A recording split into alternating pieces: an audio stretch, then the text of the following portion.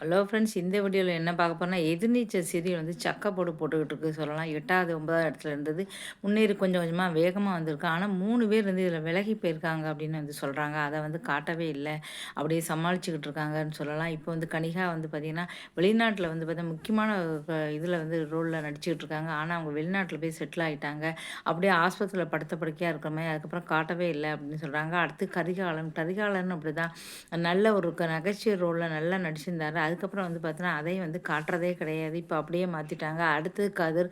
கதிரும் அப்படிதான் பயங்கர கோவக்காரரு. இந்த எரிச்ச சீரியலில் வந்து பார்த்தீங்கன்னா, ஒரு சின்ன விஷயத்துனால கோவப்பட்டு ஓடி வரும். அவரையும் காட்டுறதே இல்லை. இப்போ இந்த 3 பேரும் இந்த எதிர்நீச்சல் சீரியல்லேருந்து விலகிட்டாங்க. ஆனால் அவங்கள வந்து பார்த்தீங்கன்னா, அவங்களுக்கு பதில் இவங்களுக்கு போட வேணாம்னு சொல்லி அப்படியே சமாளிச்சுக்கிட்டு இருக்காங்க அப்படின்னு சொல்கிறாங்க.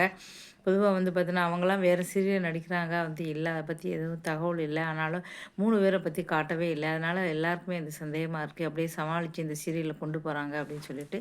இந்த வீடியோ பிடிச்சா மறக்காம சேனல சப்ஸ்கிரைப் பண்ணுங்க. நன்றி, வணக்கம்.